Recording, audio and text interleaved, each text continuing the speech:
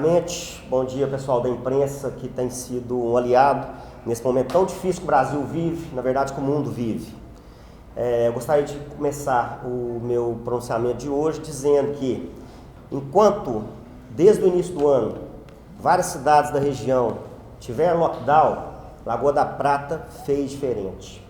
Enquanto várias cidades da região tiveram toque de recolher, Lagoa da Prata fez diferente. Enquanto em outras cidades da região tiveram mais medidas restritivas, proibições de diversas situações, diversos segmentos, Lagoa da Prata fez diferente. O grande problema, e o que a gente está vivendo nesse momento, é o decreto do governador Romeu Zema, onde ele inclui todas as cidades do estado de Minas Gerais na onda roxa, estando essas cidades no Minas Consciente ou não. E também, nesse período, desde o início do ano, enquanto outras cidades já estavam fechando em lockdown, nós aumentamos leito do hospital, fizemos uma parceria com o hospital, a gente contratou mais técnicos de enfermagem, tivemos que competir no mercado para colocar o salário dos médicos um pouco maior devido a atrações de grandes centros, chamamentos de grandes centros para os médicos, e estamos batalhando muito para continuar mantendo isso. Todo o protocolo de vacinação, todo o protocolo que envolve prefeitos, que os prefeitos podem se unir, Federação Nacional de Prefeitos pode se reunir para tentar adquirir vacina extra governo federal. Nós estamos em todos aqueles que foram propostos de vacinação de Sputnik, de compra direta através de consórcios. A gente entrou nessa situação também.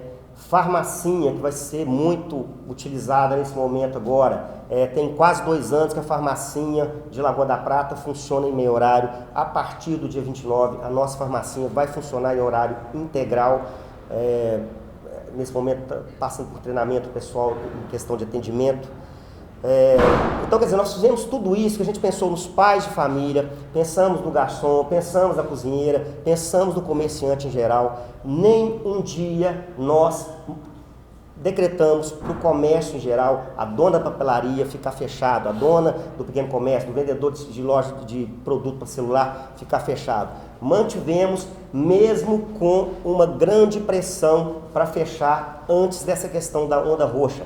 Uma pressão que envolve outros poderes, uma pressão que envolve superintendência de saúde.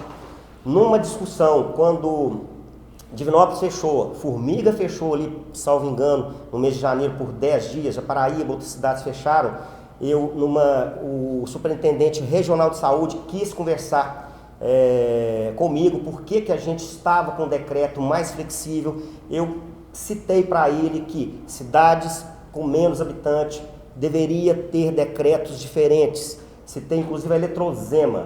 Uma Eletrozema de Lagoa da Prata, ela não tem a quantidade de pessoas que uma Eletrozema tem em Belo Horizonte, que a Eletrozema tem em Divinópolis. Nada disso adiantou. O decreto da onda roxa, ele veio para todas as cidades com grandes penalidades se a gente não cumprir. O momento é dramático. Acabamos de ter uma conversa com o pessoal do comércio. A Margarete vai citar questões de saúde que a gente está vivendo, que a gente não esperava viver, como, só dando um exemplo, uma criança de 21 dias ia ser transferida para Diamantina, aqui de Lagoa da Prata. Ia ser transferida para Diamantina, mas conseguimos uma vaga um pouco mais perto. Ou seja, uma situação de caos que ninguém queria estar vivendo nesse planeta. Infelizmente, estamos no pior momento dela. Queria ressaltar também que os indicadores que fizeram o governador, um governador para tomar essa decisão, um governador que sempre teve uma linha liberal, e para ele tomar essa decisão é porque mostraram para ele que os indicadores estão numa fase que não tem condições de tomar atitudes mais drásticas, infelizmente, e que afetam segmentos da população que a gente não gostaria que afetasse. Outra coisa que fizemos também é uma fiscalização. Enquanto muita gente falava a questão das festas clandestinas, mas houve muita festa coibida antes mesmo dela acontecer. O comandante da guarda aqui E, comandante, a gente vai ter que ter uma fiscalização bem mais efetiva daqui para frente, né, por causa desse momento que a gente está vivendo. Fizeram um grande trabalho, os homens foram para as ruas, mas a gente precisa de uma fiscalização até em outros setores. O momento, como eu disse, não é um momento normal. Para vocês terem uma ideia, gente, questão de saúde também, outra situação que eu gostaria de citar aqui, é que para entubar um cidadão, a gente precisa de um remédio que chama cisatracúrio. Esse remédio é como se fosse um anestésico. Cada pessoa entubada na média de 10 dias gasta mais ou menos 25 doses. A dose desse remédio era, até no início da pandemia, até o ano passado, essa dose era R$18. Essa dose desse remédio está para R$145. Esse é apenas um dos produtos que inflacionaram em virtude desse momento que a gente vive. Gostaria de dizer também que fizemos a compra de 15 mil testes rápidos, mas as entregas no Brasil inteiro estão atrasando e a nossa deve chegar por essa semana, porque a gente está acompanhando, cobrando, e é a situação assim.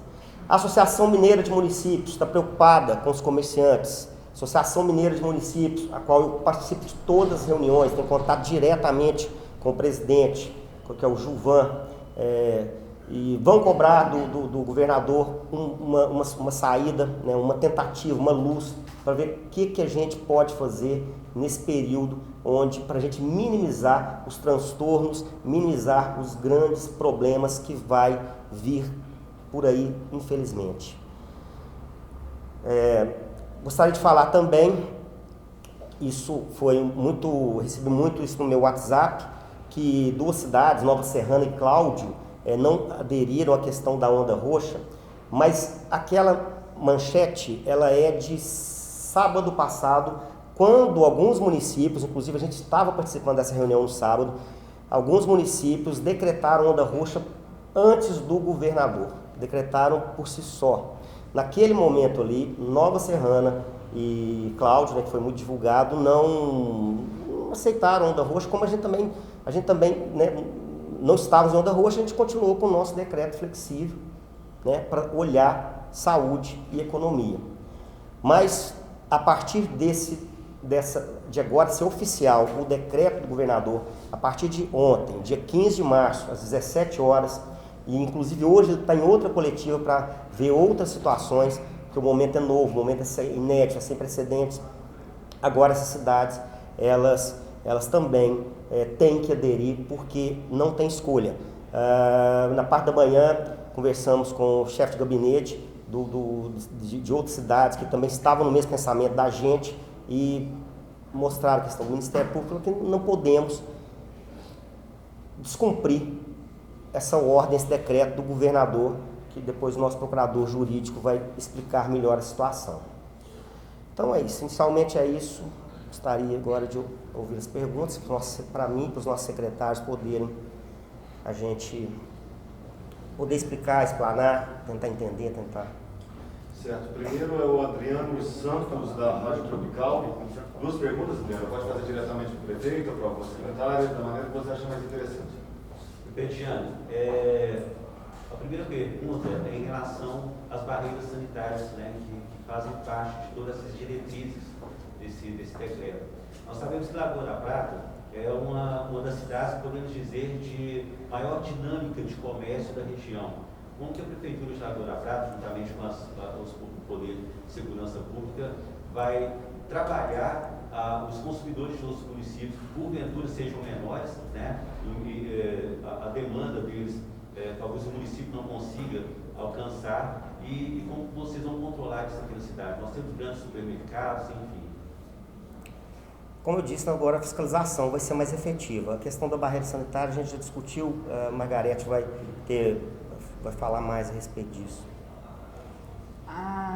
A proposta da barreira sanitária, né, ela é em conjunto, né, a Guarda Civil Municipal com os fiscais da vigilância e a PM, que na onda roxa a PM toma as diretrizes, né, o Estado toma a fiscalização para ele, há uma inversão, né, que antes o município fiscaliza e a Polícia Militar nos apoia. Agora a Polícia Militar toma frente porque é um decreto estadual e o município apoia, a nossa GCM vai apoiar. Eles já têm feito, né, as fiscalizações. Agora são feitas barreiras sanitárias, né, que aí a gente vai estar se organizando. Barreira sanitária não é divulgada, né, gente? A gente não divulga o dia, a hora e como ela vai ser feita, porque senão você faz com que as pessoas passem pelo lugar onde você não cria barreira. Então, assim, a inteligência da GCM junto com a inteligência da Polícia Militar vai estar estruturando como que vai ser essa ação de barreiras sanitárias. Minha segunda pergunta é, após esse período, prefeito, em que Lagoa da Prata e os demais municípios de Minas passarem pela onda roxa, vocês já estão trabalhando se Lagoa da Prata vai voltar para o Minas Consciente ou não? Quando a gente estava fora do Minas Consciente, a gente entendeu estar nós com o comitê, né? A gente tem que ressaltar, o nosso comitê é uma pessoa de cada segmento e eu tenho acatado a maioria das decisões em conjuntas das reuniões de sexta-feira do comitê, né? E a gente optou naquela ocasião para não seguir o Minas Consciente. Uma das situações que fez a gente dar uma força maior para o comércio no início do ano foi justamente não estar no Minas Consciente, né? Isso a gente vai discutir, né? A gente vai discutir e a reunião com o comitê já é agora, entendeu? Para a gente poder discutir essa e outras questões também. Muito obrigado. Certo, agora Júnior Nogueira, jornal O Papel e TV Lagoa. Bom dia, prefeito, secretários. Como é que vai ser feita a fiscalização pelas forças de segurança? Qual é a estrutura que o município tem hoje entre GCM, Polícia Militar, fiscais? Como é que vocês pretendem conter, por exemplo, as festas clandestinas que foram motivo de muita reclamação na cidade nos últimos dias e é um dos focos transmissor do vírus? Depois, antes do comandante falar, gente, eu tenho contato com todos os prefeitos da região e até prefeitos mais distantes da gente. Todos eles têm dificuldade de fiscalização. Tem prefeito que não conseguia cumprir o decreto justamente porque tem 3, 4 fiscais. Nós fomos agraciados por, né, no passado, a Guarda Municipal aí, que faz um grande trabalho desde a sua instauração aqui dentro de Lagoa da Prata, e uma das ideias foi transformar a guarda excepcionalmente em fiscais. Isso ajudou muito, com toda certeza teria muito mais festas clandestinas do que essas que aconteceram. Muita gente vê a festa depois que acontece, mas a guarda ela coibiu diversas festas que foram marcadas antecipadamente, né, com aviso que estava investigando, que tinha alguém falando, que não sei quem ia tocar não sei aonde, e de repente essa festa não aconteceu porque a guarda entrou de forma preventiva. Todo lugar no planeta, gente, não tem a mínima condição, infelizmente, de uma força militar, uma força da Guarda Civil, coibir todas as festas. Tem gente que não tem coragem de denunciar uma festa clandestina. Não vou denunciar porque eles vão saber que sou eu, então tem essa questão toda. Ela começa às vezes de madrugada, não tem jeito. A guarda fazendo os seus vários braços, né, que ela está estendendo para atender. Então, daqui para frente, é continuar da mesma forma. Creio que agora, depois dos restaurantes estarem fechados, depois em virtude da onda roxa que o governo Romeu Zema decretou, vai ter menos situação para a guarda fiscalizar, poder dedicar mais a essas questões. No meu entendimento, gostaria de ouvir a palavra do nosso comandante, que é técnico no assunto de segurança. Bom, pessoal, primeiramente, bom dia, né? Dizer que a Guarda Civil, desde o início da pandemia, ela está presente na fiscalização. O que diverge do ano passado para esse ano é que a gente agora tem uma lei que nos dá o poder de fiscalização sanitária de posturas. Uma lei específica que foi sancionada em janeiro. O ano passado a gente ficou de março a dezembro com ações preventivas de cunho de orientação. Foram mais de 20 mil ações de orientação. Muito bom senso, muito diálogo e não tivemos o resultado esperado. Prova disso foi que os números continuaram crescendo e o Poder Legislativo e Executivo se viu obrigado a tomar outras medidas, dentre elas a promulgação dessa lei, dando poder de multa. De janeiro até a presente data, foram 17 comércios autuados. Só que a gente viu que o gargalo maior são as festas clandestinas. E a gente já estava trabalhando nas festas clandestinas. Às vezes a gente não ganha notoriedade, a festa só ganha notoriedade, na verdade a festa que acontece. Mas como o prefeito de Giane disse, a gente evitou várias festas atuando de forma inteligente, monitorando redes sociais. O Serviço Nacional de Inteligência está atuando 24 horas, tentando identificar possíveis festas, possíveis eventos clandestinos no município, e a gente conseguiu evitar várias festas. Posso dizer para vocês que foram dezenas de festas que não ocorreram no município, graças a essas ações de inteligências preventivas. Nós estamos hoje com 21 homens, tirando o corregedor hoje, 21 homens e mulheres trabalhando na fiscalização. Obviamente, é humanamente impossível estarmos presentes em todos os locais, principalmente na zona rural, Lagoa da Prata tem muita zona rural, muitos sítios, chácaras, e é por isso que é importante a participação das pessoas. Da primeira forma, não praticando, não realizando festas clandestinas, quer sejam festas familiares, só tem amigos, só tem colegas de trabalho. Nesse momento agora é o momento de respeitarmos as normas sanitárias, os protocolos sanitários, não é o momento de fazer festas. Igual o prefeito falou também, existem outros dificultadores, questões de logísticas, questões de, às vezes, a falta da denúncia, porque muitas das vezes as denúncias não chegam também, Às vezes quando chegam, o fato já ocorreu, e a gente também tem as prioridades, porque dentro de denúncia, se eu tenho 10 denúncias, eu não consigo estar presente nas 10. Nós somos 21 guardas civis, e eu creio que a Polícia Militar está com 39, 40 policiais militares. A gente está evitando dar férias, a gente está evitando até, a gente está fazendo escalas aí, praticamente diminuindo o tempo de descanso dos nossos agentes. A gente já conversou com o procurador a respeito disso, porque a gente precisa dos homens nas ruas trabalhando, fiscalizando, mas a gente precisa da participação da população. Infelizmente, os pais, eu estive na rádio recentemente agora falando sobre isso, principalmente os pais, os jovens, têm que colaborar mais.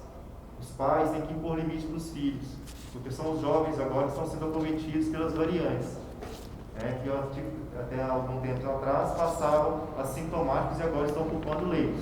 Então a gente pede a participação da população. O melhor fiscal é a própria pessoa, cada um com a sua disciplina consciente, evitando aglomerar, evitando festas clandestinas. Você pode promover uma festa clandestina, mas se a população não se fizer presente, não vai haver a festa clandestina.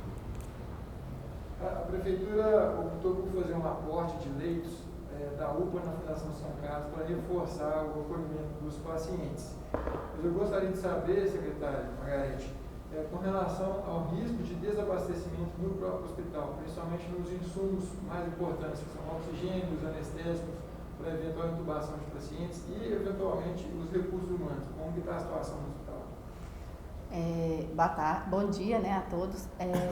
Em relação aos leitos nossos, que são uma extensão da UPA, eram leitos que estavam desativados, então a gente não pegou leitos do estado para o município, eram leitos que estavam desativados e que o município, na gestão anterior, alugou, a gente manteve o aluguel e agora houve uma extensão de leitos devido à pandemia. O hospital ele tem uma usina de oxigênio, o hospital nosso. Pode ter falta sim, mas nesse momento a gente ainda não tem falta de oxigênio. O hospital ele está abastecido com medicação. Existe até um formulário que é preenchido toda semana, não só pelo Hospital de Lagoa, mas por todos os hospitais da região, que esse também é um indicador de risco, Júnior. Quando coloca os municípios em ondas diferentes, o abastecimento de medicação nos hospitais e de oxigênio, ele é um indicador. Hoje esse indicador, graças a Deus, ele está controlado, nós não temos risco iminente de falta. Mas é claro que essa decisão de onda roxa é justamente para que a gente evite colapsos em outras situações. Como a gente já está vivenciando a falta de leitos, que é vivenciar a falta de medicação, a falta de oxigênio, e aí a gente precisa da colaboração das pessoas, porque o decreto é muito claro que é por, no mínimo, 14 dias, mas ele não estabelece se encerra com 14 dias. E para que a gente consiga encerrar com 14 dias, não basta eu fazer minha parte, o prefeito fazer a parte dele, os secretários, basta que a população se sensibilize. Então, festas clandestinas, igual o William falou, gente, não pode acontecer. A gente faz um apelo à população, aos jovens, aos pais, aos adultos. O retorno do comércio depende disso. Porque se não reduzir o número de casos, não se sai da onda roxa. E aí, cada um de nós que estamos frequentando somos culpados do comércio ficar fechado. A culpa não é da gestão, a culpa é de cada cidadão. Então, a gente precisa do apoio de todo mundo. É a hora, o Estado fechou inteiro, para que não entre, para que um profissional que está numa linha de frente não tenha que escolher quem vai receber tratamento. Se eu vou internar fulano ou beltrano, é para que tenha vaga para todo mundo. Mas para a gente sair dessa situação, a gente precisa do apoio de todo mundo, de todo mundo. É momento de ficar em casa, é momento de reduzir o número de pessoas contaminadas para que a gente volte a funcionar no decreto que já estava em vigor anteriormente. Mas para isso, todo mundo tem que colaborar. E toda pessoa que está frequentando uma festa tem alguém da família que é comerciante. Então, a hora que ele vê o desempregado, pensa, eu ajudei a te deixar desempregado quando eu fui lá para aquela festa me aglomerar. A culpa não é dos prefeitos, dos secretários e dos gestores. A culpa é de quem não cumpre as regras. Gente, a gente está transmitindo ao vivo, eu sei que é um pouco difícil, mas vocês podem segurar o microfone para nós? Não podemos passar, então teria que ter uma pessoa para passar. O microfone não pode então ser passado para cada um, só se for desinfetando ele. Certo, Luiz, passo aqui agora para a pergunta do Luiz Francisco, da Rádio Veredas. Bom dia, senhores. Prefeito, a gente queria saber a questão, né? Entrando na onda roxa a partir de amanhã, quais os comércios que vão abrir ou vão ficar fechados? Muito bom dia, comunidade que nos ouve, bom dia, pessoal da imprensa. Obrigado aí pela participação. Excelente pergunta, Luiz Francisco. Como já dito aqui, sabido da comunidade, o município foi incluso na onda roxa por conta do decreto estadual. Então, é uma medida impositiva a qual o município não tem opção. Ele não pode deliberar, o prefeito não tem a prerrogativa de aceitar ou não o regramento imposto pela onda roxa. Ele tem que determinar o cumprimento. Então, não há essa opção. E aí, quais são as consequências, Luiz Francisco, da inclusão do município, né? Não só o município da Água da Prata, mas dos 853 municípios que compõem o Estado? Quais são as consequências dessa inclusão? Só podem funcionar serviços essenciais. Quais são os serviços essenciais? Só para exemplificar aqui rapidamente, o próprio decreto diz isso, não vou conseguir esgotar, dizer 100% das atividades, mas os serviços essenciais são, que podem funcionar a partir de amanhã, setor de alimentos. E aí não se inclui bares, não se inclui lanchonete, não se inclui restaurante, não se inclui hamburgueria. São serviços essenciais que o sujeito vai buscar o seu alimento. É abrir a farmácia, os hospitais, o supermercado. Fora desses estabelecimentos, não pode funcionar de forma alguma. A partir de amanhã está vedado. Pós-saúde vão funcionar, evidentemente, né? Hospitais, o nosso hospital, a farmácia. Bancos também podem ter o funcionamento normal da forma que tem ocorrido. Transporte público, postos de combustíveis, construção civil, todos aqueles serviços que participam de alguma cadeia produtiva, por exemplo, serviço público, para que a Secretaria de Saúde consiga funcionar, consiga prestar o serviço público precisa funcionar. O setor de compras, a administração, a contabilidade, esses serviços também não podem cessar suas atividades. Estão admitidos também ao funcionamento. A imprensa, serviço de tecnologia de informação, serviço de comunicação, esses serviços também terão funcionamento admitido. Fora dessas situações, não se permite o funcionamento. As consequências do descumprimento dessas regras impostas pelo decreto estadual, pela normativa estadual. O cidadão, a pessoa física que descumprir as regras, ele pode ser incurso no dispositivo do Código Penal, que é o artigo 268, por facilitar a propagação de vírus. Então, ele vai responder um processo criminal por conta desse tipo penal, que está lá escrito no Código Penal. Aplicação de multas. O município tem uma legislação, uma lei, não é decreto, foi imposto por via de lei, aprovada pela Câmara Municipal, uma legislação que vai aplicar multa para diversas situações onde houver descumprimento. Então, o restaurante, a lanchonete que descumprir vai ter aplicação de multa financeira, embargo de atividades, ele pode ter o seu estabelecimento fechado por até 20 dias, claro, numa situação mais drástica, né? O início é só 24 horas, depois na reincidência ele pode ter o fechamento por um período mais longo, mas de início é uma medida mais branda. Festas clandestinas, encontros de pessoas, tudo aquilo que sugere aglomeração, a gente tem visto aí nas praças, na Praça da Lagoa especialmente, né? Os jovens, a gente faz um apelo, não insistam nessa conduta, não insistam nisso. A aplicação da multa, a resposta ao processo criminal vai ocorrer, a fiscalização vai ser intensificada, nosso comandante William já manifestou aqui, haverá uma intensificação nesse sentido da fiscalização, porque não há alternativa. O momento que nós vivemos é dramático, é crítico e precisa de alguma maneira haver uma mudança de comportamento das pessoas. Os esforços do poder público, os esforços do prefeito, do seu secretariado, das forças de segurança, vão ser em vão se a comunidade não mudar o seu comportamento. Se não houver uma mudança de comportamento, nada disso resolve. E aí a imprensa tem um papel fundamental nesse esclarecimento, nessa divulgação dessas medidas. Procurador, só se me permite uma parte, só para esclarecer direito a resposta, no caso dos setores de bares, lanchonetes e restaurantes, eles vão poder trabalhar com delivery e a busca no balcão? O delivery é permitido sim, tá? Mas o estabelecimento tem que ficar fechado, somente na modalidade delivery, e sem fila na porta, sem fila lá no estabelecimento. É somente o delivery, fora isso não.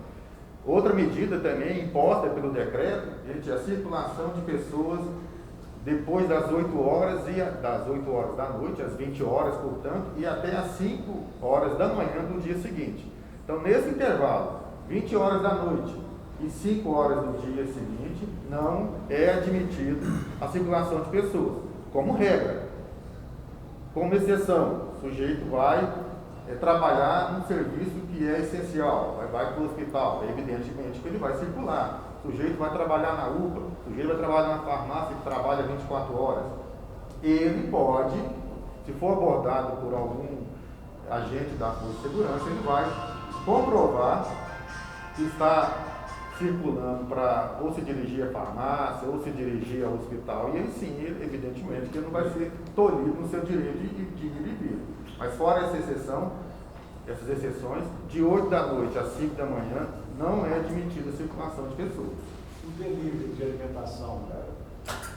Sim, delivery. Pós-horário? Sim, pós-horário, 24 horas. 24 horas. Sua alimentação, bebida, não, por exemplo. A questão da bebida, o decreto Onda Roxa, ele não, em princípio, ele não admite. Aliás, não deve. Mas aí o decreto já deixa para o poder público, né, se entender, e aí ele vai consultar o comitê de enfrentamento ao Covid. Se o comitê sugerir eventualmente alguma medida nesse sentido, o poder público pode enrijecer, endurecer essa medida e vedar a venda de bebida alcoólica. Não estou dizendo que isso vai acontecer. Isso é manifestação após a consulta do comitê de Covid, que deve reunir nos próximos dias para avaliar a situação. A bebida por hora não está vedado a venda, bebida alcoólica. Ok? Ficou bem entendido? Não está vedado. O comitê pode enfrentar essa consulta e decidir, sugerir ao prefeito que vede a venda de bebida alcoólica, mas por hora não há nenhuma vedação nesse sentido. Agora, muito se fala da questão de aglomeração, né? O porquê, né? A questão dos bancos funcionar normalmente, a questão, até a vereadora Sonia relatou, sobre a policlínica, né? Está sendo misturada com pessoas com Covid, sem Covid. Não é um momento da administração já pensar em abrir, né, a antiga UPA, o antigo pronto-socorro, para somente atender as pessoas que estão suspeitas de Covid-19, até para tirar um pouco a questão da UPA e das policlínicas? Sobre os bancos, só responder parcialmente, no final da pergunta não cabe a mim, mas sobre os bancos, Luiz, o decreto é bem incisivo nesse sentido. O banco é considerado serviço essencial. Não há como o município impor o fechamento dos bancos. Eles podem funcionar sim. A outra questão que seria respondida? Margarete vai responder, mas só inicialmente aqui, Luiz, quando você fala em reabrir antigo pronto-socorro, você está falando do CAPS. Do CAPS. Gente, o CAPS, ele está sendo muito utilizado no período da pandemia. O CAPS, ele tem abraçado muita gente com problema psicológico. A gente não pode destruir um serviço que está funcionando. A gente já fez o que iria fazer no CAPS, a gente fez uma extensão da UPA. E ali é muito melhor, é muito mais eficiente, porque tem o insumo médico, ali tem o próprio médico, ali tem o oxigênio, ali tem a tomografia, tem todos esses setores para abraçar melhor o cidadão ali. E sobre a questão de pessoas misturadas, a gente tem, né, Margarete, feito uma situação, tem colocado uma situação de separação na própria UPA. Tem um problema de estrutura, até porque chegou mais gente do que a gente imaginava, mas tem a ala de Covid e a ala não Covid. A Margarete vai explicar de forma melhor para nós. Em relação ao CAPS, o Djane já falou, essa não é uma proposta, tá, gente? Porque todo mundo viu que o serviço que atende psicológico aumentou drasticamente, que a pandemia trouxe. A questão de lá ter tubulação de oxigênio. Hoje a gente nem sabe como está essa tubulação há tanto tempo que não usa. Não é simples assim. E eu não posso desativar um serviço, eu preciso criar. Serviços de saúde é essencial. Em relação aos atendimentos nas unidades de saúde, o que a gente vem pedir é que a partir de amanhã, as pessoas que podem aguardar atendimento não procurem o serviço de saúde. Nós estamos em onda roxa. Aquilo que não tem urgência, gente, não é para ser atendido agora. É para as pessoas aguardarem. A gente precisa reduzir o fluxo de pessoas. O atendimento de Covid aumentou demais. Não só no Brasil, bateu-se recordes, né, de positividade durante a semana toda. Lagoa também bateu recorde de positividade. Tanto é que os kits que o município comprou 2.000 kits e já acabaram. Nós estamos aguardando chegar mais essa semana.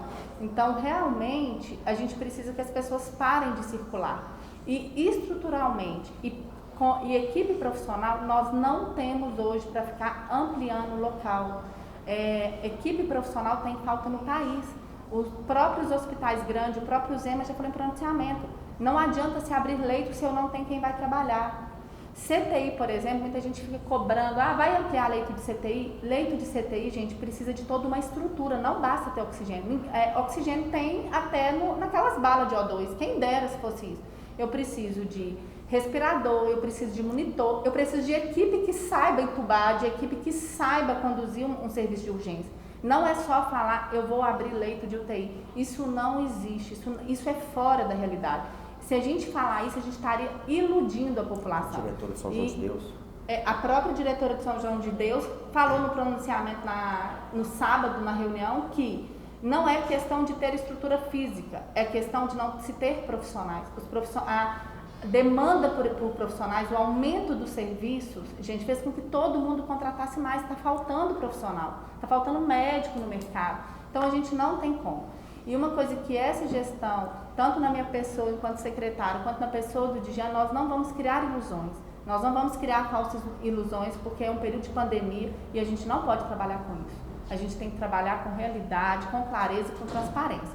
Então, criar hoje leitos de CTI a nível municipal, o município assumir, a gente não tem condições para isso. Ontem teve até uma reunião com Divinópolis, onde eles estão nos pressionando a tornar o hospital exclusivo para Covid. Não é interesse da gestão pelo seguinte: quando a gente se tornou leito exclusivo para Covid o ano passado, nós tivemos muita dificuldade de transferir o AVC, de transferir o infarto, de transferir apendicite, de transferir tudo. Tá gestante. Então a gente criou 2 problemas: o Covid mais a transferência do paciente não Covid. Então hoje o que a gente coloca, o que nós conseguimos junto ao hospital, que prontamente nos atendeu, foi fazer, que gerou até aquele transtorno, a mudança de andar, para passar a Covid com andar maior e aumentar o número de leitos, que foi o que já aconteceu. Em relação a leitos de UTI, para ela ampliar, nós já conversamos sobre isso, é só se o município passar a ser exclusivo para Covid. Mas não é a nossa intenção, porque nós vamos gerar outra dificuldade, porque os leitos nossos de UTI não Covid também vivem cheios. E aí o que eu vou fazer com esse paciente?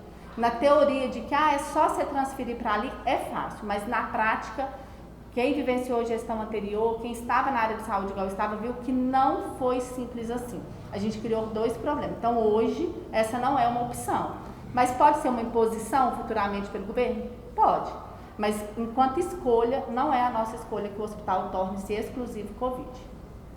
Certo, espaço agora para Fabíola Santos, do CRI, Conexão Revista Interativa. Bom dia, prefeito, secretário, bom dia a todos.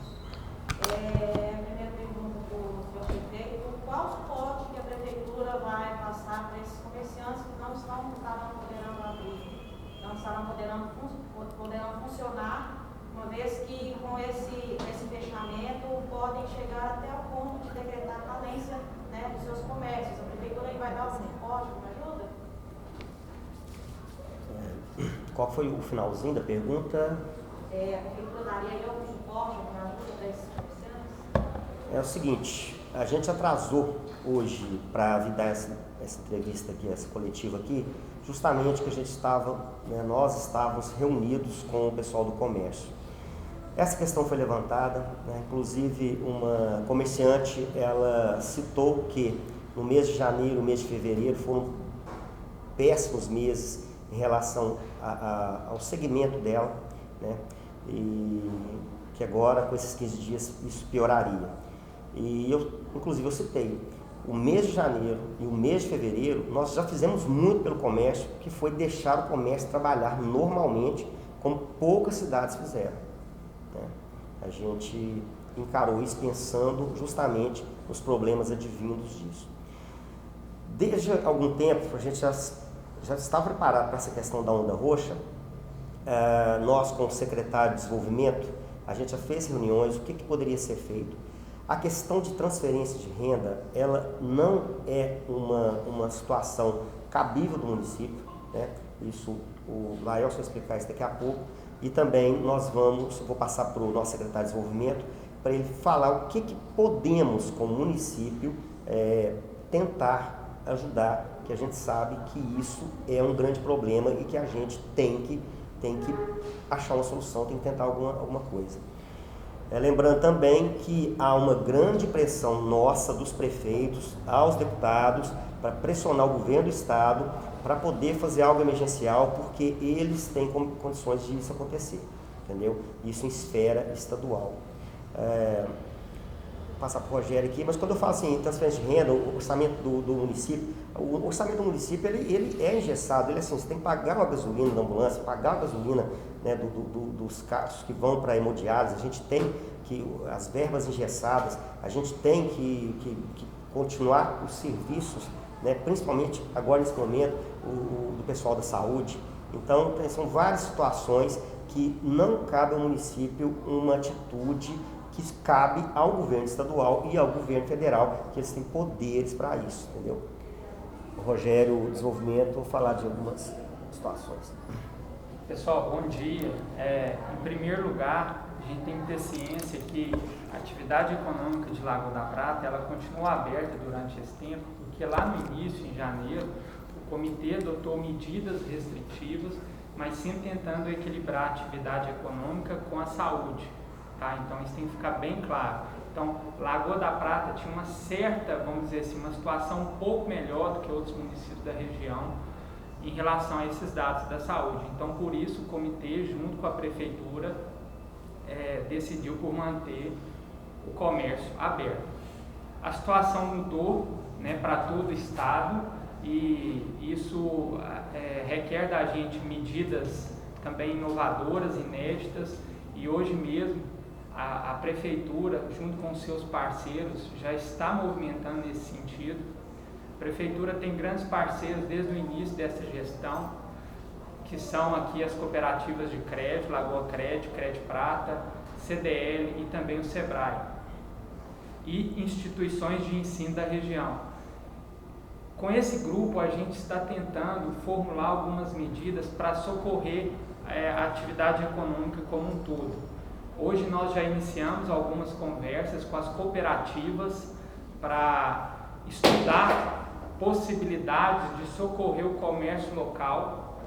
Então, tudo ainda em estudo, mas algo bem rápido e emergencial. Provavelmente hoje mesmo a gente vai reunir à tarde para delimitar algumas questões e qualquer novidade a gente comunica a vocês. SEBRAE, CDL e as instituições de ensino, a gente já está também elaborando alguns cursos de capacitação online para preparar tanto a atividade econômica, principalmente o comércio, a focar as suas vendas, as suas iniciativas no comércio online, que é algo que o comerciante que está aqui agora nos ouvindo, é algo que vocês devem se atentar.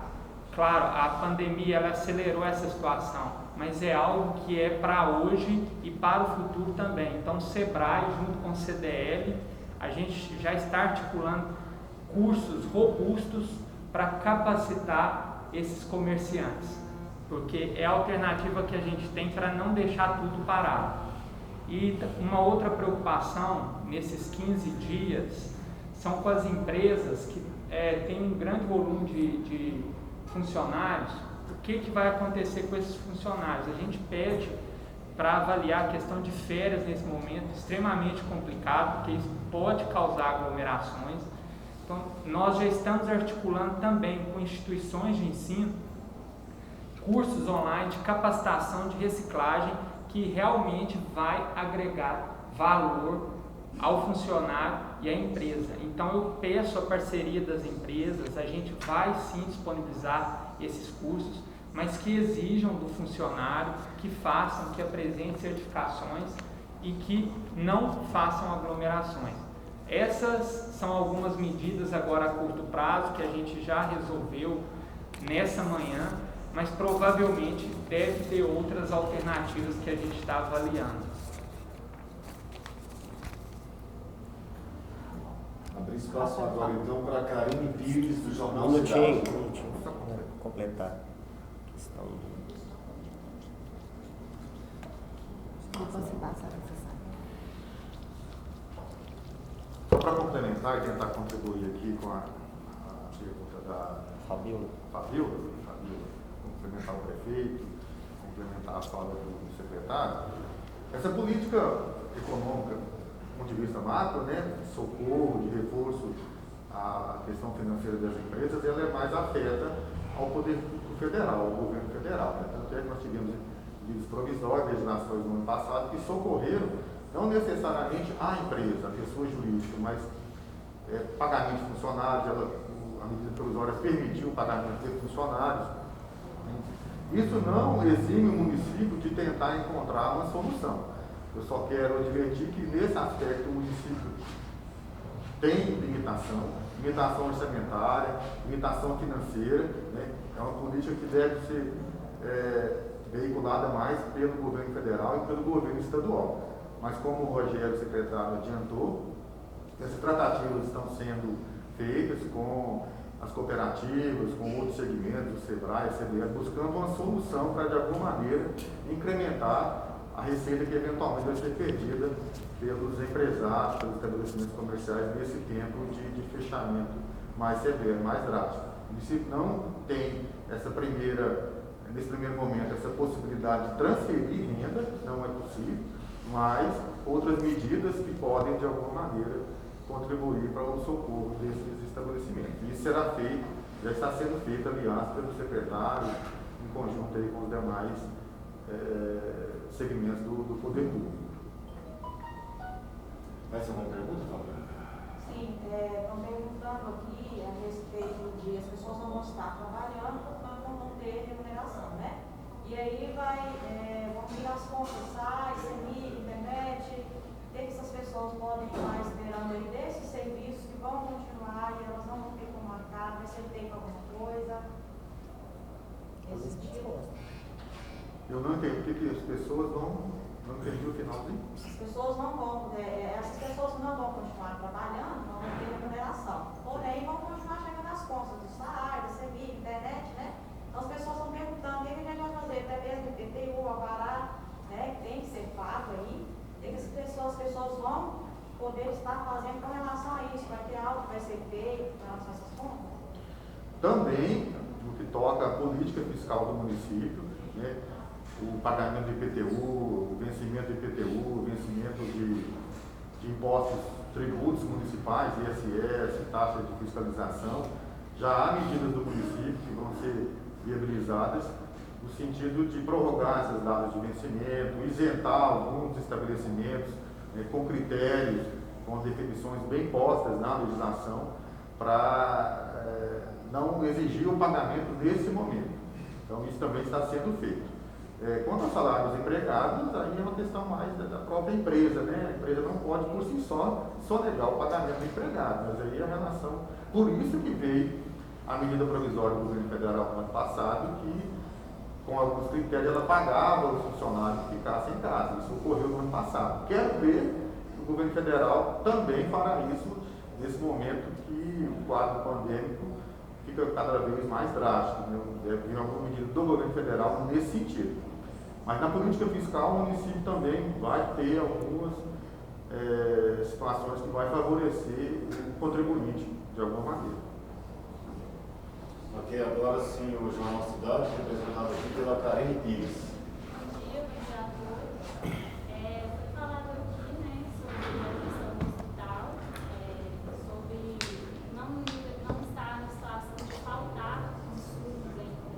Mas, então, a situação do hospital, por exemplo, São Carlos, hoje não tem nenhum equipamento, nenhum equipamento para os profissionais, nada está em falta para eles trabalharem.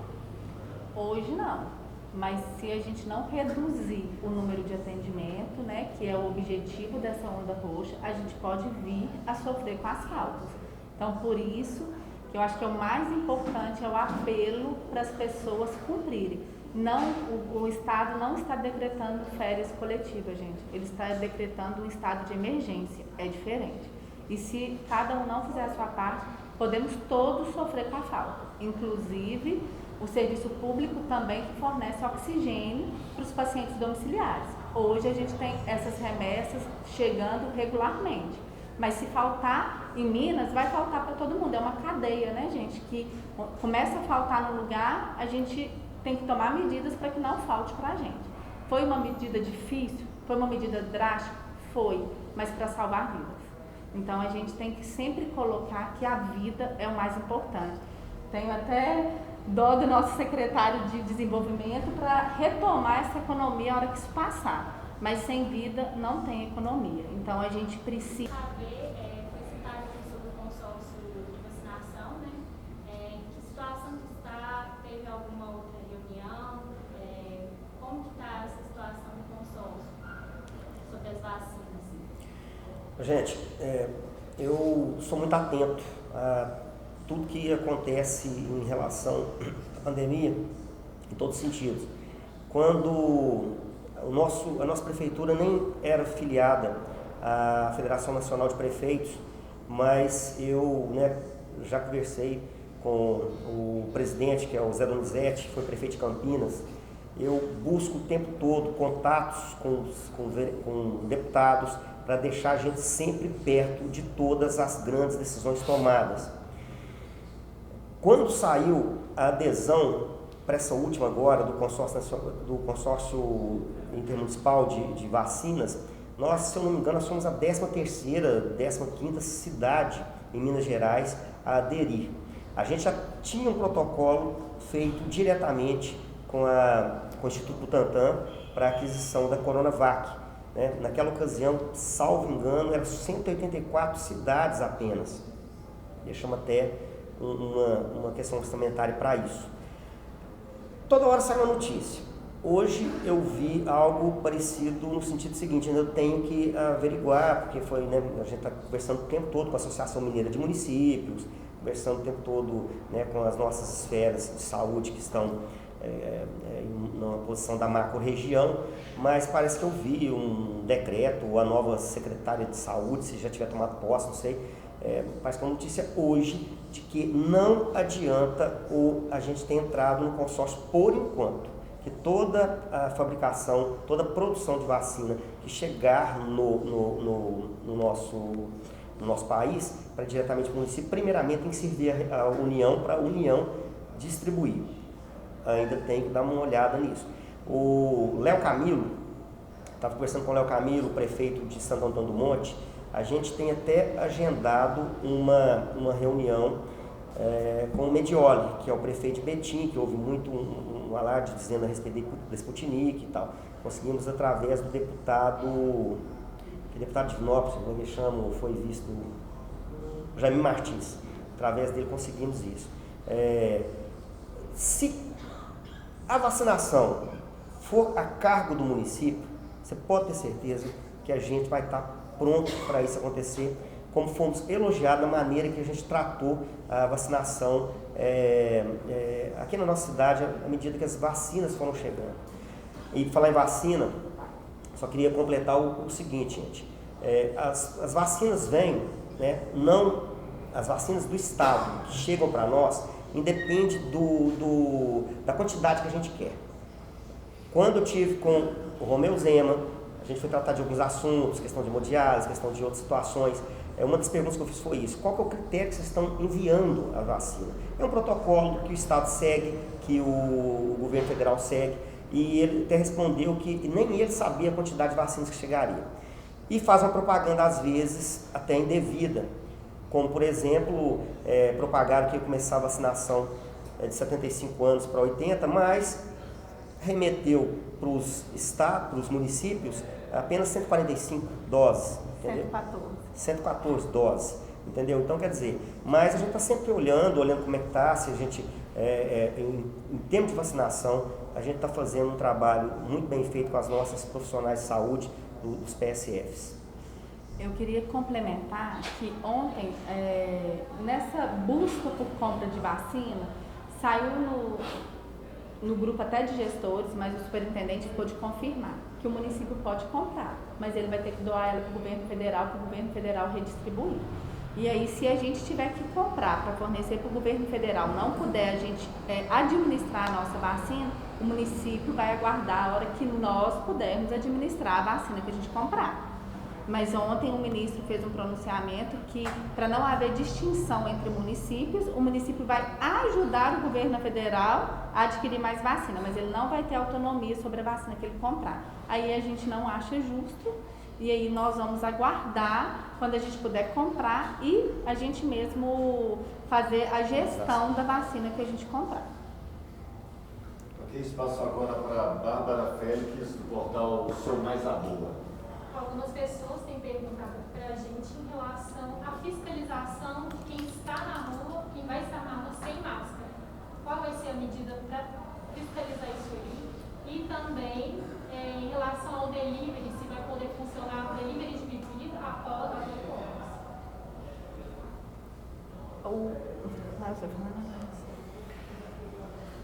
Com a inclusão do município na Onda Roxa, o uso de máscara passa a ser obrigatório. Então, quem for flagrado na via pública, nesse horário de 5 da manhã às 8 da noite, vai ser, além de, se não estiver usando a máscara, vai ser autuado, vai ser multado.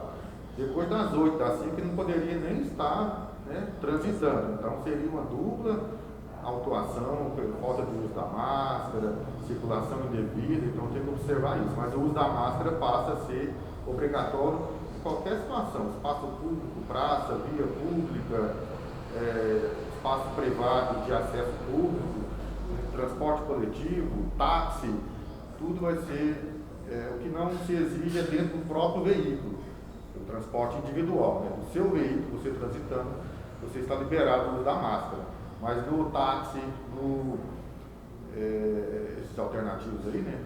Também tem que, o uso coletivo tem que usar máscara sim. A fiscalização, a questão operacional, fica a cargo da Força de Segurança, como a Margarete já colocou. O protagonismo agora é da Polícia Militar, já que é uma determinação do Estado. A Polícia Militar vai assumir ainda mais o seu papel de fiscalização, de autuação, de ajudar a Guarda Civil Municipal. Então é um ingrediente a mais no ato de fiscalização. Então é bom observar, porque quem for pego descumprindo essa norma do uso da máscara vai ter problemas. Você mencionou a questão da multa. Então, algumas pessoas aqui já estão falando de valores. Estão curiosos para saber. A legislação municipal que foi aprovada para o uso da máscara, aliás, para não uso, né, da máscara na via pública, no espaço público, é R$60 por pessoa no primeiro caso.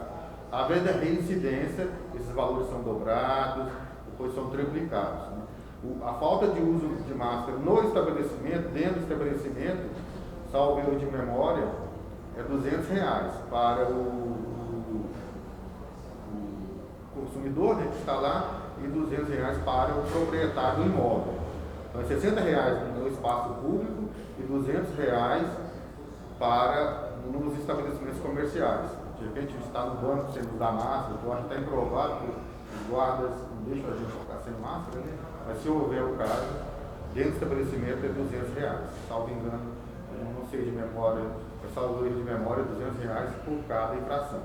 Isso na primeira situação. Na reincidência, esses valores são majorados. Passo para o Marcelo Biancastelli, da Rádio Lagoa FM. Bom, primeiro eu vou só colocar aqui, fazer uma pergunta só. Porque eu tenho um horário também, vou só um pouquinho mais tarde. Né? Essa questão por exemplo, tomemos como exemplo, eu saio da rádio às 8. Aí eu saio, vou ao local, a partir das 8, vou ao local, né? E compro A, B, de mercadoria, eu posso ser autuado, parar, alegando o que nesse caso? Você sai do seu trabalho às 8 e vai aonde? Em determinado lugar, qualquer. Não, eles vão estar fechados, né? Vai estar fechado. Delivery, por exemplo. Não, delivery você não precisa ir lá, né? O dono do estabelecimento é que vai levar para você não precisa. Se for um argumento para circular, a autuação vai ocorrer. Se é delivery, você não precisa ir lá no estabelecimento, não é verdade? Então, não acho um fundamento válido, com todo respeito. Porque o delivery, você não precisa ir lá no estabelecimento. Então, a circulação sua está equivocada. Todos os locais são obrigados a fecharem, eles não podem nem funcionar de porta fechada, por exemplo. Não. Os estabelecimentos que estão admitidos, Marcelo, são aqueles que prestam serviços essenciais, como nós mencionamos. Bar não é considerado serviço essencial. Lanchonete não é considerado serviço essencial.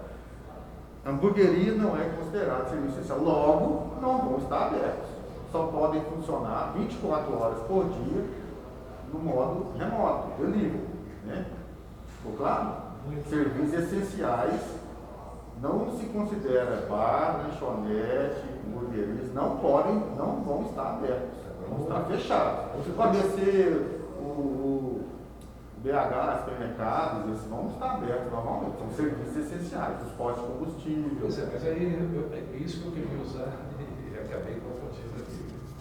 O supermercado tem que estar aberto, a partir das 8. Não, até as 8. Até as 8.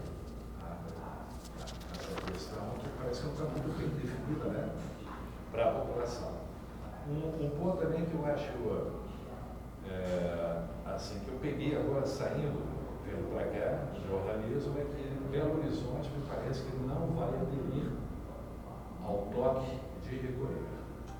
Eu gostaria de saber, até para que a gente passe também para a população, qual é a autonomia que o município tem em relação ao decreto do Estado.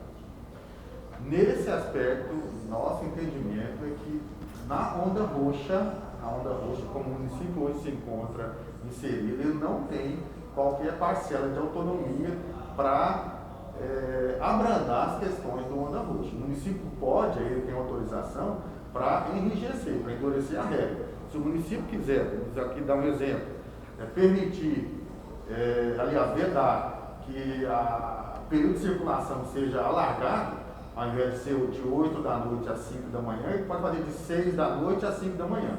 O município tem autonomia, mesmo na onda roxa, para endurecer a regra. Não tem para abrandar. No caso do município de BH, há pouco eu fazia uma pesquisa no Google. De fato, o prefeito Camilo sim surgiu contra essa medida. O que eu apurei rapidamente é de que a justiça negou a ele o pedido. Ele vai ter que obedecer às regras da onda roxa. Porque o BH nunca aderiu, em momento algum, desde o início, a ministro consciente. Né? E o Camilo sempre colocou regras até mais duras do que o ministro consciente. Mas nesse ponto, a informação que eu tenho é que houve uma ação judicial movida em desfavor do Estado e o juiz de primeira instância negou o pedido liminar do município de BH e vai ter que obedecer ao regulamento posto na onda roxa. Bom, só uma questão final aqui. Até colocações não são sem perguntas, né? Estou vendo ela falando a respeito desse oficial do hospital de campanha, lá no CAPS, né? Falando da importância de se manter, por tudo esse lado emocional, psicológico, companhia. É uma medida extremamente dura, por isso que eu pensei que talvez a Laura tivesse uma autonomia, assim como o BH parece que reivindicou, porque eu não tenho dúvida que nós vamos ter uma sensação realmente assim, meio assim de, posso estar exagerando, meio assim de fim de mundo. Não passa isso na cabeça de vocês, não? Comparar o Calil é complicado, porque o Calil, salvo engano, foi o prefeito que deixou a cidade mais fechada por mais tempo no mundo. Eu li alguma coisa a respeito disso, mas a gente notou, me parece que aqueles restaurantes ali, inclusive perto de locais essenciais, perto de hospitais fechados, e, salvo engano, foi 90 dias no ano passado, numa época que estavam morrendo 400 pessoas, 500 pessoas, 700 no máximo ali no ano passado. Agora, 2.300 pessoas vidas estão sendo ceifadas pela Covid-19. Né?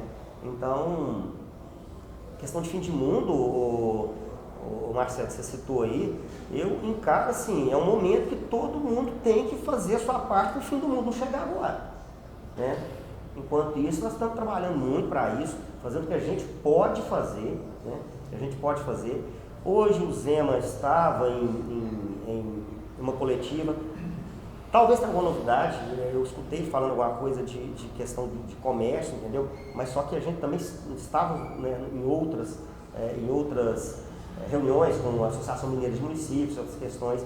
É tudo muito novo, é sem precedente, é inédito, ninguém esperava estar vivendo isso. Quando a gente viu a queda dos índices, né,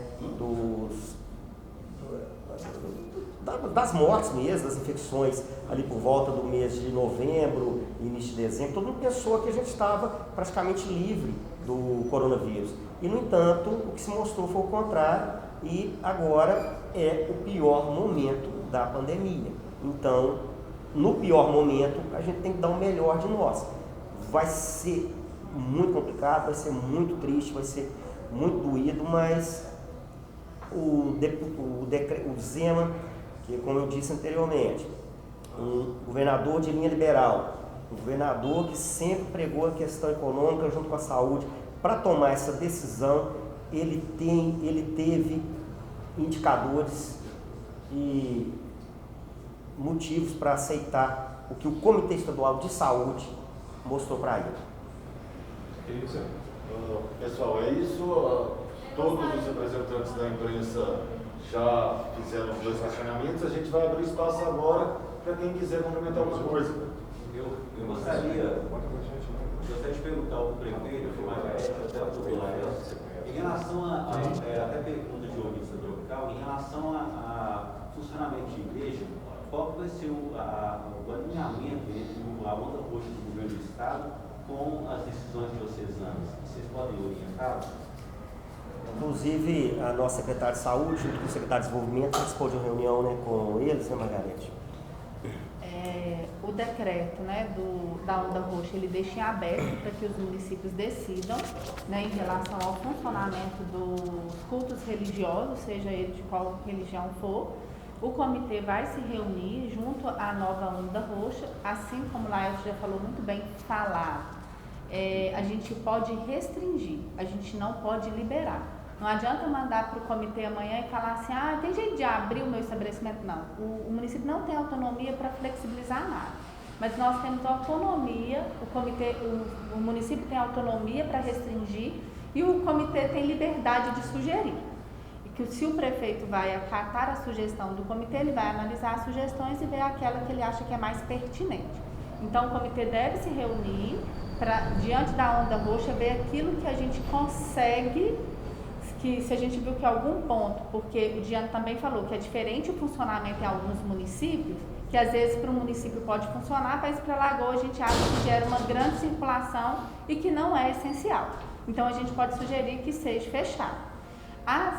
Os cultos religiosos, a gente vai avaliar, até porque a gente sabe, Lagoa é um lugar que as pessoas gostam muito, né? Graças a Deus, e nesse momento mais do que nunca, a gente precisa da oração, mas a gente tem que ver o que isso vai trazer de aglomeração e trânsito de pessoas para definir o que é nesse melhor momento. Porque a gente precisa reduzir os índices para que a onda dure só 14 dias. Todo o nosso esforço, Secretaria de Desenvolvimento, Segurança Pública, Prefeito, Procuradoria, é para que as regras façam com que a gente saia realmente com 14 dias, para que não seja preciso prorrogar esse prazo, que a gente sabe que já vai ser muito sofrido para grande parte da economia aí do estado de Minas Gerais. Gostaria de saber, falado sobre redução, né, no valor das contas de energia, de água, né, como que faria isso para a população, principalmente para os comerciantes que estão sendo mais prejudicados, infelizmente, mas como que de fato o município está trabalhando nisso? Já tem alguma conta específica que vai diminuir? Vai ser feita uma análise no micro e pequenos empreendedores, né? Como que vai ser isso? Eles vão receber um aviso? Já está dentro do nosso planejamento. Estamos analisando, apesar que algo já acontece nesse sentido, né? A conta social, né? A conta social de água, por exemplo, a gente já não está cortando, não está cobrando, né? Então, quer dizer, não está cortando, na verdade. Mas isso está dentro do planejamento de contingência econômica, que a gente vai avaliar até onde podemos chegar e o que nós podemos oferecer. Completamente. Eu ia complementar, mas o prefeito disse tudo. Quando você menciona energia, não sei se você mencionou energia elétrica, isso não é do município, né? É da concessionária. Sim, é porque hoje foi mencionado durante a coletiva do Zema que ele já solicitou a Secretaria da Fazenda, ele já está conversando para ter um auxílio em questão nas contas de energia e também de água.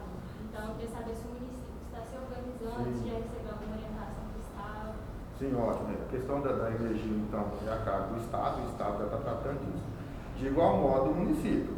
O prefeito mencionou, já existe o perdão de dívida, existe a possibilidade de parcelamento a largo prazo para a questão dos consumidores de unidades residenciais que se encaixam nos padrões técnicos que o SAAI instituiu mediante o decreto do prefeito municipal. Então, já existe isso, já está em vigor. Quem se achar que se enquadre nesses critérios de redução, de parcelamento favorável, de interrupção do fornecimento, que não vai ocorrer, pode procurar o SAAI, que vai ter toda a orientação nesse sentido, no tocante à tarifa de água. Como está o percentual de pessoas imunizadas no município e a evolução da testagem, né? A vacinação no município hoje a gente começou a usar acima de 80 anos, né? Porque você nunca exclui. A partir do momento que começou lá acima de 90, aquele de 90 que por algum motivo não tomou, ele continua tendo direito. Hoje a gente vacinou os acima de 80, amanhã a gente deve vacinar os acima de 79. Só que a gente recebeu para esse grupo de 75 a 79, 114 doses, igual o Giane falou. Então eu acredito que vai parar no 79, porque hoje eu tenho ajudado lá todas as manhãs, a hora que eu saí de lá a gente já tinha vacinado mais de 100 acima de 80. E sempre se espera, quando reduz um ano, aumenta-se o número de pessoas. A gente já vacinou quase 2.000 pessoas em primeira dose, que é o que todo mundo quer saber, são a primeira dose, que é aquilo que amplia, né? Quanto mais gente vacinada. Tem um mês que eu estou brigando com o Estado, mandando e-mail, porque como a gente já, segundo uma estimativa que a gente não sabe de onde eles tiraram, de trabalhadores de saúde, o município há um mês não recebe vacina destinada à primeira dose de trabalhador. Isso para a gente é um grande problema, porque a gente tem profissionais entrando nos serviços linha de frente todos os dias e a gente não tem vacina destinada a trabalhador há um mês. Então isso para a gente é um grande gargalo, porque considera-se que nós já vacinamos 83% e o Estado vai continuar mandando vacina só para quem vacinou menos de 80% para trabalhador. A nossa GRS Divinópolis também tem questionado o Estado em relação, porque aqui em Minas, né, na nossa região, nos 53 municípios, tem vários outros municípios que também não estão recebendo para trabalhador. Os testes rápidos, né, a gente tem o do governo, que é específico para alguns grupos, que é trabalhador de saúde, segurança pública, pessoas hospitalizadas, pacientes mais graves. A gente faz o que é chamado padrão ouro, que é o PCR anticorpo, que a gente é aquele do nariz, mas não é o que fica pronto na hora. Esse tem que ir para a FUNED e demora em torno de 5 a 6 dias para chegar o resultado, o que não impede o início do tratamento do paciente, que hoje existe até algumas vertentes, né, médicas que falam que o ideal é, chegou com sintoma, faça o protocolo, que ele não vai interferir em outras doenças da pessoa e não vai gerar risco nenhum à saúde do cidadão e diminui o risco dele agravar. A gente tem um teste rápido, que é o de sangue, que é IgG e IgM. Esse só é feito a partir de 14 dias de sintoma. Não é o município que define os dias de sintoma, é o laboratório produtor do insumo que fala que ele é eficaz a partir de tantos dias. E o município segue, porque fazer exame que não vai ter eficácia, não resolve, é só gasto de insumo.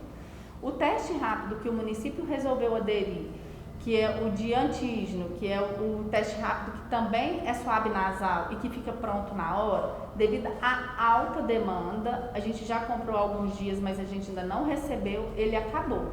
Mas ele não é obrigatório, ele não é um exame que ele vai nortear se a pessoa vai tratar ou não. O tratamento ele pode ser feito através da clínica do paciente.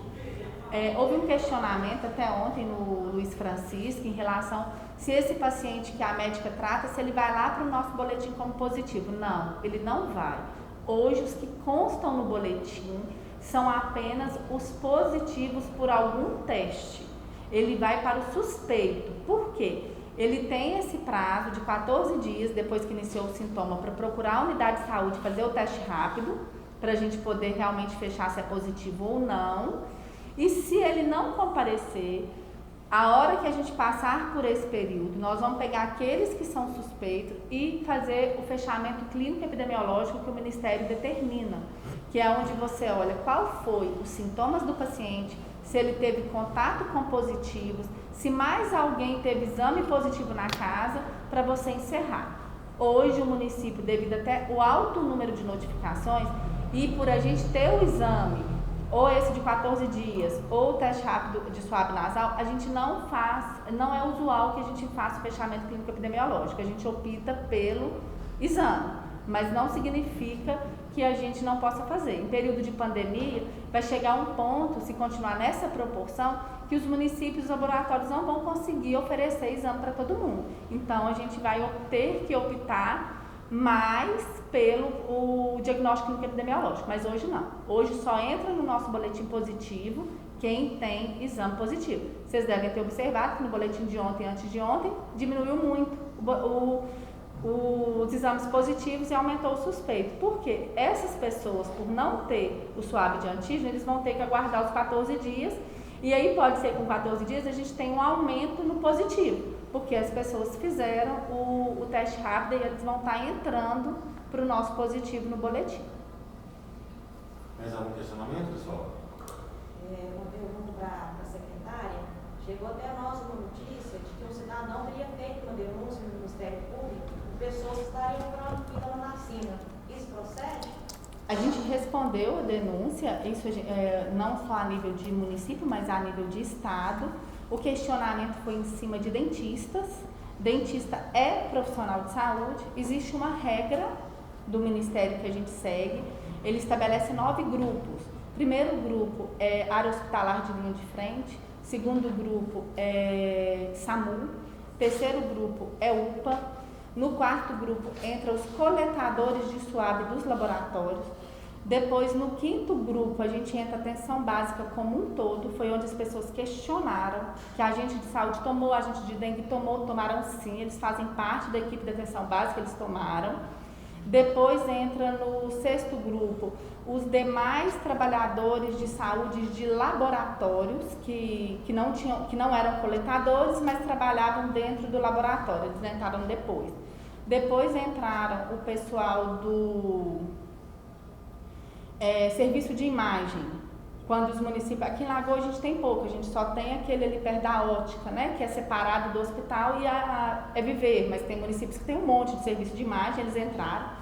Depois entrou o grande polêmico, que até custou, na minha humilde avaliação, o cargo do nosso ex-secretário de Estado de Saúde, que foi funcionários de secretarias municipais e estaduais de saúde. Então, não existe um furar-fila quando a pessoa fala assim, a recepcionista lá da Secretaria de Saúde tomou, ela está na regra. Se ela tem direito, quem sou eu para burlar? E só depois entra os outros trabalhadores de saúde que não estão inseridos nesse serviço. Nós conseguimos fazer nos outros trabalhadores de saúde, dentistas, CAPs, centro de fisioterapia, porque são locais que tem muita gente, muito atendimento. Conseguimos fazer o pessoal das farmácias, conseguimos fazer o pessoal que mexe com o corpo, tem uma profissão, mas eu não me recordo do nome, que mexe com o corpo, e agora a gente não está conseguindo mais dar continuidade nesse grupo, que é o último grupo, que chama-se Outros Trabalhadores de Saúde. Nele vai entrar veterinário, que é extremamente questionado, não sou eu que coloco, não sou eu que defino, vai entrar as psicólogas da rede particular, vai entrar o profissional, o educador físico, só que agora existe uma regra nova, que iniciou no dia 22 de fevereiro. Quem estabelece regras não é o município, essa a gente segue do Estado. Que os profissionais vão ter que ter cadastro no CENES. O que é o CENES? CENES é o Cadastro Nacional de Estabelecimento de Saúde. Então, o profissional vai ter que ter esse cadastro. Se ele não tiver inserido num serviço de saúde, ele não vai vacinar. Por quê? O governo não consegue fornecer vacina para todo mundo que tem a carteirinha. Que seja, eu não sei, provavelmente vocês devem conhecer algum enfermeiro que trabalha com estética, algum enfermeiro que trabalha em outras áreas, que não está na linha de frente, não é trabalhador de saúde. Se eu exigir a carteirinha, eu não tenho como, vai ser a carteirinha. Então, essa exigência, a partir do dia 22 de fevereiro, é que o profissional, para ser vacinado, ele vai ter que ter cadastro no CENES. Só que eu não estou recebendo vacina, por isso que eu não consigo dar continuidade. A gente recebe questionamento de fisioterapeuta, a gente gostaria de ampliar mais. Nós temos estrutura para vacinar muito por dia. Uma única unidade. Uma única unidade. Eu não vacino mais é porque eu não tenho mais vacina para vacinar. Senão a gente conseguiria vacinar muito. Não só a Lagoa, mas o Brasil é um país de vacinação. A gente trabalha com campanhas a vida inteira e grandes campanhas de vacinação. Se o país não vacina mais, é por falta do insumo vacina. Só para a gente encerrar, prefeito, secretário, quer fazer alguma consideração que vocês acham pertinente no momento?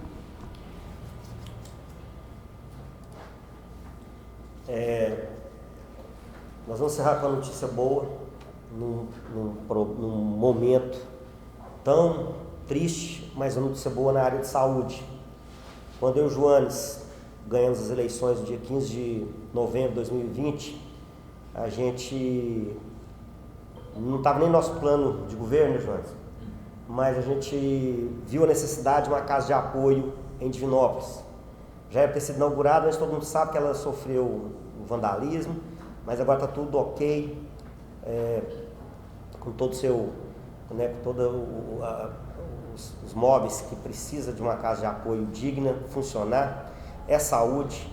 Eu sempre recebo ligações, pessoa falando que minha mãe está no São João de Deus, tem jeito de ir para a casa de apoio de Divinópolis, minha mãe está no Santa Mônica, São Judas Tadeu, meu pai vai fazer a radiografia, não, como é que é? Radioterapia.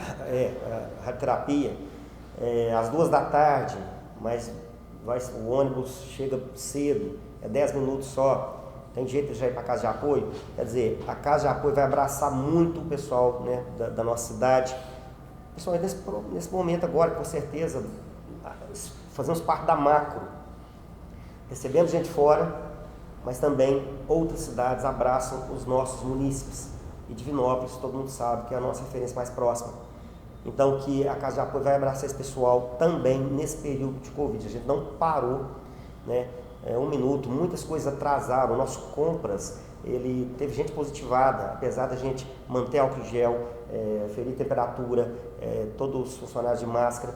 Nós tivemos problemas na prefeitura de contaminação.